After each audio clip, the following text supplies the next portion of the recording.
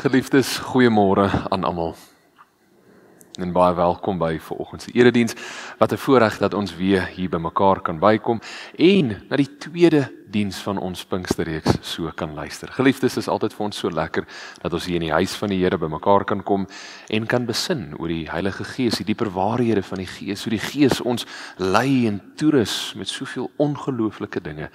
En ek wil vir elkeen van julle dankie sê en ek hoop ook so dat die res van hierdie Pinksterreeks julle werklik sal aanraak en julle verhouding met die Here sal verdiep. So geliefdes, kom ons gebruik hierdie geleentheid en ons word stil vir die Here en ek begin vandag se erediens deur vir ons te bid. Here, dankie dat ons as u kinders u naam kan aanroep en weet, maar Here, u luister. Here, dankie dat waar ook al ons gaan, al is ons hier alleen, weet ons, maar ons sal nooit waarlik alleen wees nie.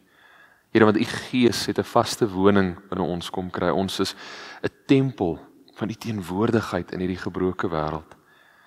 En dankie vir die geleentheid, Here, maar daarmee saam ook die voorreg om te kan getuig. Te getuig van u as ons verlosser, u wat die dood oorwin het. Dat ons kan getuig van u wat u lewe vir ons opgegee het, sodat ons nie die uiteinde van die dood sal ervaar nie, maar dat ons die ewige lewe saam met u sal kry. Dankie dat ons kan getuig van u genade, dat dit nie gaan oor ons eie verdienste of ons eie vermoëns nie, maar alleenlik deur dit wat u vir ons kom gee het. Here, wat 'n voorreg om u kinders te kan wees, wat 'n voorreg om van u woord te kan leer.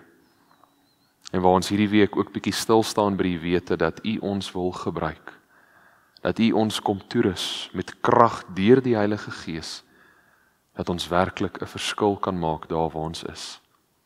Ons dankie, Here, dat ons almal hier teenwoordig kan wees. Ons prys u heilige naam. En Here, ek vra asseblief dat elke dag wat ons 'n pad saam met u stap, ons verhouding sal verdiep en ons meer en meer van u sal leer. Ons prys u heilige naam. Amen. Geliefdes, daar gaan 'n paar gedeeltes wees waaruit ons saam gaan lees. Die belangrike gedeeltes gaan uit Handelinge 1 kom en dan die ander gedeelte kom uit Handelinge 4, maar ek dink is die maklikste die van julle wat wel julle Bybels het, maak net by Handelinge oop en julle sal baie maklik na die verskillende gedeeltes kan kyk. Ek wil julle vir 'n oomblik gou laat dink oor 'n paar belangrike geleenthede wat dalk in julle lewe plaasgevind het. Ek wil hê julle moet vir 'n oomblik dink aan die laaste woorde wat julle aan 'n geliefde gesê het.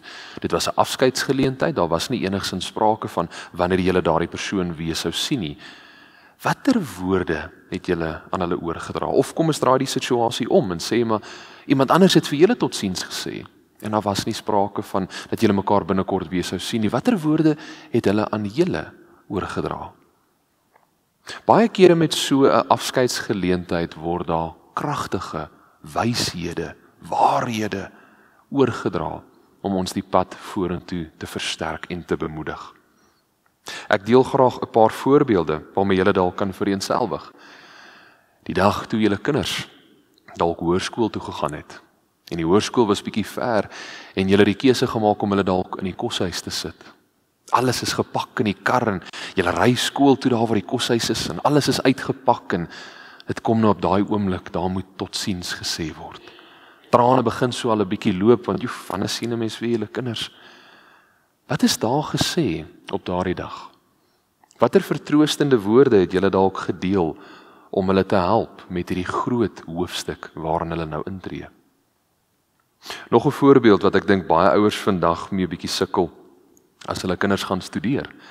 Ek weet dis min of meer dieselfde beginsel, maar die kinders is nou al volwassenes. En dit voel vir baie ouers asof hulle totsiens sê. Wanneer gaan ons julle weer sien? Julle begin julle volwasse lewe. Daarom probeer 'n mens tot die beste van een se vermoë om wyshede oor te dra wat hulle sal help. Leiding te gee in die moeilike tye wat vir hulle voorlê. 'n Ander voorbeeld waarmee ek dink baie van ons al te doen gehad het is familie wat verhuis na die ander kant van die wêreld. Daai afskeidsgeleentheid daar in die lughawe waar almal, nou maar verskoon die woorde, snot en trane huil. En daar moet nou op 'n manier gedeel word wat so swaar op ons harte druk. Maar ons deel dit, want ons weet nie wanneer ons weer gaan gesels nie, ons weet nie wanneer ons mekaar weer gaan sien nie. Baie kere met so 'n afskeidsgeleentheid word daar woorde gedeel wat werklik 'n impak in ons lewens het. En ek wil so ver gaan as om te sê, woorde wat ons baie kere vorm, wat ons laat groei in die mens wie ons op die einde van die dag word. Jesus se laaste woorde aan sy disippels het so 'n uitwerking op hulle gehad. Ek lees vir julle Handelinge 1 vers 8, wat volgens die boek van Handelinge Jesus se heel laaste woorde aan sy disippels was. Maar julle sal krag ontvang wanneer die Heilige Gees oor julle kom, en julle sal my getuies wees in Jerusalem, sowel as in die hele Judea en in Samaria en tot in die uithoeke van die wêreld. Met hierdie afskeidsmoment gee Jesus vir sy disippels 'n opdrag. Hy sê vir hulle, maar gaan uit. Gaan maak 'n verskil in hierdie wêreld, verkondig wie ek is, wat ek gedoen het. Maar Jesus gaan 'n stapie verder en hy sê ook vir hulle hoe hulle dit sal regkry. Hy sê vir hulle deur die krag van die Heilige Gees. Julle sal versterk word, julle sal gelei word deur die Gees wat 'n vaste woning binne julle sal kry. En geliefdes, tydens vandag se erediens wil ek graag hê ons moet bietjie stil staan by hierdie krag van die Heilige Gees. Wat beteken dit? Hoekom versterk dit ons? Wat het dit vir die disippels gedoen? Want ek dink binne baie geloofsgroepe vandag is daar nie eintlik 'n konsensus of enigsins sekerheid oor wat beteken hierdie krag van die Heilige Gees nou? Wat kom doen dit nou eintlik? Hoekom versterk dit ons? Hoekom lei dit ons om enigsins 'n verskil in die wêreld van vandag te kan maak? En daarmee saam dink ek ook daar's baie mense wat nog onder die indruk is, maar die krag wat die Heilige Gees ons kom gun, is eintlik maar net mooi woorde om te sê die Here is teenwoordig. Die krag wat die Heilige Gees kom gee is nie eintlik krag nie. Dis maar net 'n pragtige manier om te sê ons is nie meer alleen in hierdie wêreld nie. Nou geliefdes, ons gaan vandag mooi kyk en sien, maar dit is nie wat dit behels nie. Die eerste punt van vandag se erediens. Jesus se laaste woorde, julle sal krag ontvang. Jesus se aardse bediening het om en by 3 jaar, 3,5 jaar gestrek. Bedoelende, vir hierdie tydperk, nadat hy gedoop was, het sy disippels saam met hom geleef, hulle het saam met hom gereis, hulle het van hom geleer. Hulle het gesien hoe hulle rabbi wondertekens in hierdie gebroke wêreld doen, hoe hy werklik 'n verskil maak. Mense het hom begin volg. Maar sy tyd op aarde het stadig maar seker tot 'n einde begin beweeg. En ons lees van die heel laaste vraag wat sy disippels aan hom gevra het. Ek lees vir julle Handelinge 1 vers 6. Toe hulle 'n keer weer bymekaar was, het hulle vir Jesus gevra, Here, is dit nou die tyd dat U die koninkryk vir Israel weer gaan oprig? Is dit nou die tyd wat U Israel weer gaan herstel na sy vorige glorie toe? En geliefdes, in hierdie vraag leer ons eintlik so baie van die disippels en hulle beskouing wat hulle van Jesus gehad het. Hulle was nog onder die indruk dat Jesus Israel op 'n politiese en 'n nasionale vlak weer gaan kom red, gaan oplig uit hierdie sloot waarin hulle is. Want onthou, die Romeinse ryk het die lande inbeweeg en hulle het dit oorgeneem. En hulle sê toe vir die Israeliete, maar julle kan aanhou om hierdie lande te verwerk. Julle kan aanhou julle ding doen, maar julle gaan vir ons belasting moet betaal. Julle gaan 'n gedeelte van julle opbrengs gaan julle vir ons moet gee. So die Israeliete was onder druk en hulle was op soek na 'n verlosser, 'n redder, wie hierdie Romeinse ryk sal oorwin, sal verpletter en hulle sal weer bo kan uitlig. Vir so lank tydens Jesus se aardse bediening het die disippels passief na Jesus gekyk. Hulle het Jesus passief aanskou vir dit wat hy gedoen het, die wondertekens, die verskil wat hy gemaak het, en hulle was onder die indruk, maar hulle gaan 10-1 vir die res van hulle lewe so 'n verhouding met die Here hê.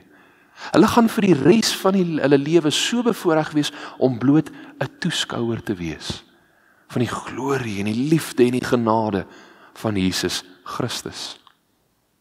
Dit is hoekom hulle Jesus vra, maar Here, is dit nou die tyd dat u koninkryk, die Israel, ons as nasie, as volk, is dit nou die tyd dat u dit weer gaan oprig?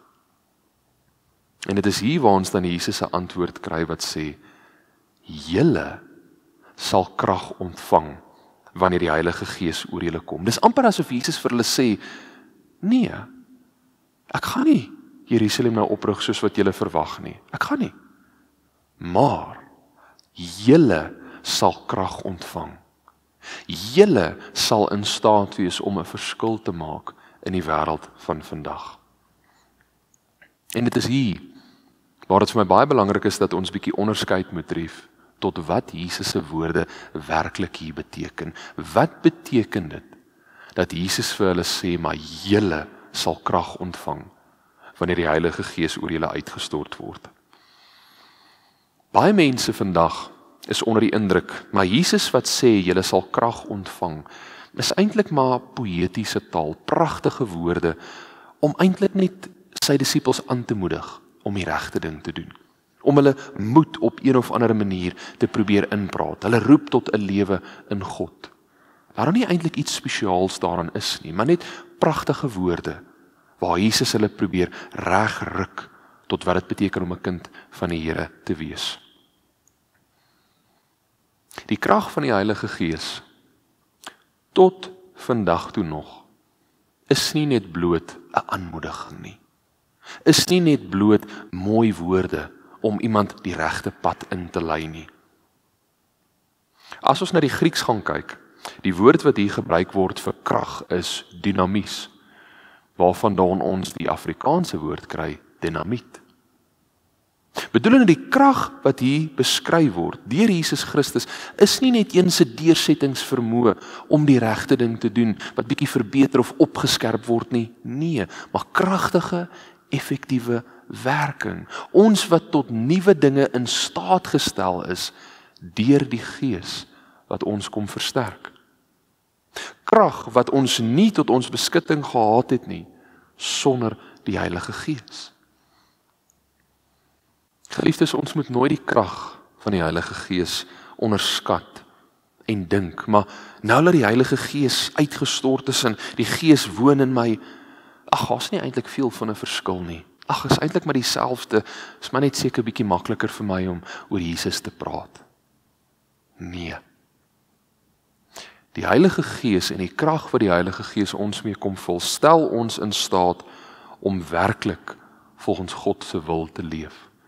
Om werklik sy liefde bekend te kan maak in hierdie wêreld. Dit kom sluit nuwe moontlikhede vir ons oop, wat ons kan benut om Jesus bekend te maak. Of in ander woorde, 'n maklike manier om te onthou die krag van die Heilige Gees. Dit roep ons van toeskouer tot deelnemer. Geef ons die krag om van toeskouer tot deelnemer te groei. Ons is nie meer passiewe waarnemers van God se werk nie, ons is aktiewe deelnemers in sy missie en in sy koninkryk. Wat 'n voorreg is dit nie. Die tweede punt, Petrus, wat Jesus verloon het, getuig nou met vrymoedigheid. Geliefdes, kom ons lees die volgende gedeelte saam, Handelinge 4, vers 8 tot 13. Toe het Petrus, vol van die Heilige Gees, vir hulle gesê, raadslede van die volk en familiehoofde, julle verhoor ons vandag oor 'n weldaad aan 'n siek man en oor hoe hy gesond gemaak is. Julle almal en die hele volk van Israel moet weet dat dit in die naam van Jesus Christus van Nasaret is dat hy hier gesond voor julle staan. Die Jesus vir wie julle gekruisig het, maar wat God uit die dood opgewek het. Hy is die klip wat deur julle die bouers afgekeur is. Juis hy het die belangrikste klip in die gebou geword. Hy bring die verlossing en niemand anders nie. Daar is geen ander naam op die aarde aan die mense gegee waardeur God wil dat ons verlos moet word nie. Die Joodse raad was verbaas toe hulle Petrus en Johannes se vrymoedigheid sien. Want die raad het geweet, dit is maar ongeleerde en eenvoudige mense. Die raadslede het ook erken, hulle as volgelinge van Jesus. Ek lees tot sover. Hier kry ons 'n pragtige voorbeeld van die krag van die Heilige Gees in werking. Vers 8 begin met die woorde, toe het Petrus vol van die Heilige Gees aan hulle gesê. Petrus is hier besig om die raadslede van die volk en die familiehoofde aan te spreek. En geliefdes, dis baie belangrik vir my om uit te lig. Petrus is nie besig om 'n vreemdeling langs die straat vinnig aan te spreek oor die ongeregtigheid en wat gebeur het, hoe hierdie man tot genesing gebring is nie. Nee. Petrus is hier besig om die geleerdes van hulle gemeenskap aan te spreek. En hy doen dit met absolute vrymoedigheid, sonder vrees. Onthou, hierdie was 'n man wie gevlug het vir sy lewe. Toe Jesus verhoor was, en hulle het vir Petrus begin sê, maar was jy nie die een wat saam met hom rondgeloop het nie? Is jy nie die een van die volgelinge van Jesus nie? 3 maal ontken hy dit en hy hardloop. Hy vlug uit vrees. Hier staan Petrus voor die Sanhedrin, die Joodse raad, 70 geleerde mense, priesters, die oudstes van die gemeenskap, skrifgeleerdes, Sadduseërs, Fariseërs, die vir wie hy oorspronklik bang was, die wie geskree het, kruisig hom toe Jesus verhoor was, die wie die oorsaak is dat Jesus gekruisig was. Hier staan Petrus voor hulle, nie met 'n druppel vrees in hom nie, en hy getuig dat die enigste rede waarom hierdie man genees is Jesus Christus. En geliefdes, boonop dit alles, as dit nie merkwaardig genoeg is nie, Petrus was nie 'n geleerde man nie. Hy was 'n visserman gewees. Ons kan nie met sekerheid sê nie, maar meerderheid van die gevalle in die vroeë jare, 'n visserman het nie nodig gehad om te leer, om te lees en te skryf nie. Was nie nodig nie. Hulle het vis gevang, hulle het teruggebring, hulle het verkoop en dit was hulle lewe. Maar hier kom Petrus en hy verdedig hierdie saak so. Hy beïndruk hierdie groep so. Wat het verander? Hoe het hy van iemand wie gevlug het vir sy lewe verander na 'n man wie voor 70 geleerdes, die slimste van die gemeenskap, en hy staan daar en hy sê, maar dit is Jesus Christus wat hierdie man genees het. Geliefdes, julle weet wat die antwoord is. Die Heilige Gees se krag het deur Petrus gewerk. Die Gees het vir Petrus van 'n passiewe toeskouer verander tot 'n aktiewe deelnemer in die groter missie van God. En daarmee saam, hy was nie meer bang vir die dood nie, want hy weet wat het Jesus aan die dood gedoen, hy het dit oorwin. Petrus kon niks van hierdie dinge gedoen het voor die uitstorting van die Heilige Gees nie. Was nie volmoontlik nie. So, baie belangrik. Petrus se vermoëns was nie die bepalende faktor, of hy sou kon getuig van die Here of nie. Petrus wat gesukkel het en gestruikel het met wat ook al, was nie die bepalende faktor, of die Gees deur hom sou kon werk of nie. So geliefdes, waarom kyk ons so vinnig vas in ons eie tekortkominge? Waarom in ons oë is ons beperkings die bepalende faktor of ons kan getuig of nie? Waarom hoor ek so gereeld dat mense sê, maar ag nee, ek kan nie dit, ek gaan eerder 'n toeskouer wees. Ek sal eerder maar een kan staan en aanskou hoe ander mense 'n verskil maak, hoe ander mense getuig. As dit so duidelik is, dat Petrus voor die uitstorting van die Heilige Gees dit nie kon regkry nie, maar deur die Gees en die krag van die Gees alleen, kom verander hy, kom getuig hy, is hy vernuwe tot 'n apostel, een wat werklik 'n verskil maak in hierdie wêreld. Wat van ons begin eerder sê, ek alleen kan nie, maar deur die Gees in my kan ek. Die derde punt, die Gees gee nie net emosionele ervarings nie, maar dit gee ook krag tot ons roeping. Baie gelowiges vandag is onder die indruk dat die Heilige Gees hoofsaaklik geassosieer word met emosionele ervarings, trane, blydskap, oorweldigende vrede en die lys gaan aan. Daar is inteendeel baie kerke wat sy hele bemarkingsstrategie hier rondom gesentreerd is, om mense emosioneel op te sweep en te sê, maar dis die Gees wat hulle lei. En dis waar. Die Gees kom raak ons aan op 'n emosionele manier, maar ons tog soveel meer. Die Heilige Gees kom lei ons in die waarheid van God. Johannes 16 vers 13 sê, maar wanneer hy gekom het, die Gees van die waarheid, sal hy julle in die hele waarheid lei. So deur 'n pad met die Gees te stap, verdiep ons waarheid in God. En wanneer daardie waarheid aan ons geopenbaar word, kan dit vir ons emosioneel wees. Dit kan oorweldigend wees. Maar soos ek gesê het, die krag van die Heilige Gees is soveel meer as dit.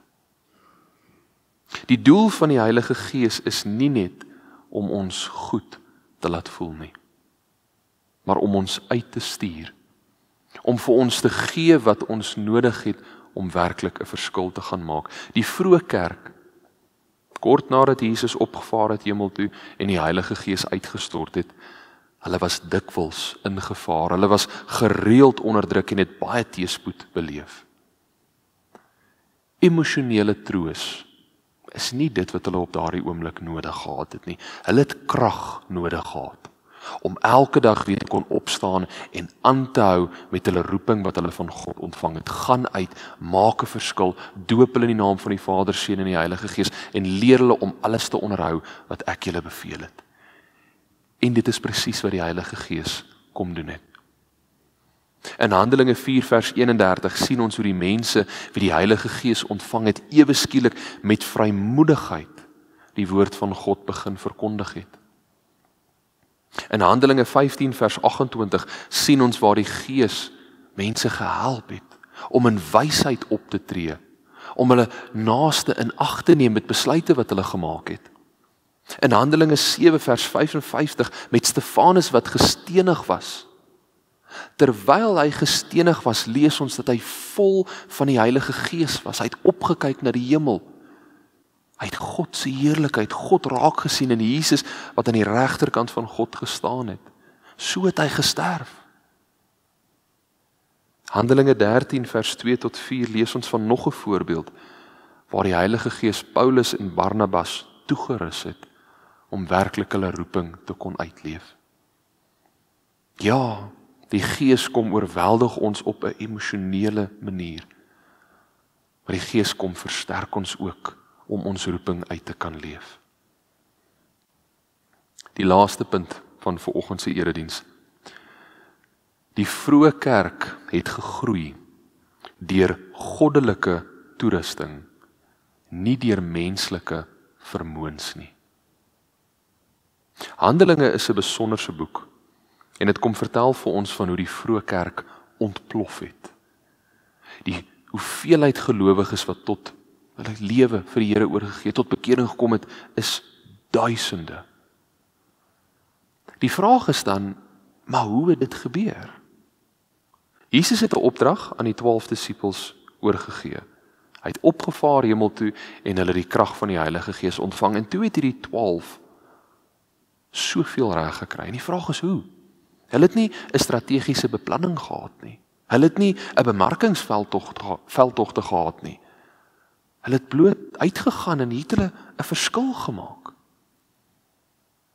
Geliefdes, julle weet wat die antwoord is, hoe dit enigstens moontlik is vir hulle, die Heilige Gees. Die kerk, die vroeë kerk en die kerk vandag, is nie gebou op die charisma van predikers soos Petrus en Barnabas en Paulus nie, maar op die teenwoordigheid van die Gees in 'n gemeenskap, en ek wil dit herhaal. Die kerk is nie gebou op die charisma, die vermoë van iemand om te praat, die woorde wat hulle kan gebruik, die gladde tong, die vermoë om voor duisende mense te staan en te preek nie. Die kerk is nie daarop gebou nie. Die kerk is gebou op die teenwoordigheid van die Gees in 'n gemeenskap. Ek lees vir julle Handelinge 2, vers 42 tot 47, 'n pragtige gedeelte wat hierdie kom ondersteun. Hulle het hulle heel hartig toegelê op die leer van die apostels en die onderlinge verbondenheid, die gemeenskaplike maaltyd en die gebede. Die apostels het baie wonders en tekens gedoen, en dit het almal met diep ontzag vervul. Al die gelowiges was eengesind en het alles met mekaar gedeel. Hulle het hulle grond en besittings verkoop en die geld aan almal uitgedeel volgens elkeen se behoefte. Hulle het almal elke dag getrou by die tempel bymekaar gekom, van huis tot huis die gemeenskaplike maaltyd gehou, hulle kos met blydskap en in alle eenvoud geëet en God geprys. Die hele volk was hulle goedgesind en die Here het elke dag mense wat gered geword by die gemeente gevoeg. Geliefdes, wat sien ons as ons hierdie gedeelte lees? Wat staan uit? Ons sien 'n gemeenskap wat saam bid. Ons sien 'n gemeenskap wat saam getuig. Ons sien 'n gemeenskap wat saam leef, wat mekaar se laste saam dra, wat God se naam saam verheerlik. Ons sien 'n gemeenskap wat gevul is met die Heilige Gees. Daarom het die vroeë kerk so gegroei, oor die Gees wat betrokke was en deur hulle gewerk het. Ons hak baie kere vas en dink, maar ek is nie goed genoeg nie. Ek is nie in staat om werklik te kan bydra tot die koninkryk van God nie. Ek kort meer opleiding, ek moet meer Bybel lees, ek verstaan dit nie, ek is nie slim genoeg nie, my eie vermoë staan in die pad. Ek moet eerder maar net 'n deelnemer wees. Ekskuus, 'n toeskouer wees. Ek moet eerder maar net een kan staan en aanskou hoe alles gebeur. Geliefdes, God se metode is anders, werk anders. Hy kom gee sy Gees en daarom is ons nou toegerus. Ek herhaal wat ek vroeër gesê het, die bepalende faktor tot ons wat kan getuig is nie ons vermoëns nie, maar eerder ons gewilligheid, dat die Gees deur ons kom werk. Laat die Gees ons werklik kom vervul en 'n verskil maak in hierdie wêreld. En of ons werklik glo, laat ons dit kan doen. Geliefdes, ek sluit af. Jesus se laaste woorde geld tot vandag toe nog. Julle sal krag ontvang en julle sal my getuies wees. Kom ons laat sy laaste woorde, die woorde wat hy gedeel het met sy afskeidsmoment, ons tot vandag toe nog bepaal. Laat ons dit sal aangryp en ons eie waarheid maak. Laat dit ons sal roep en versterk om as getuies in hierdie wêreld te dien. Ons het nie nodig om charismaties te wees nie. Ons het nie nodig om uitsonderlik te wees nie. Ons het nodig om beskikbaar te wees. So eenvoudig soos dit. God kies nie die bekwaamstes nie. Hy bekwaam die wat hy kies. Amen. Ek gee 'n oomblik van stilte.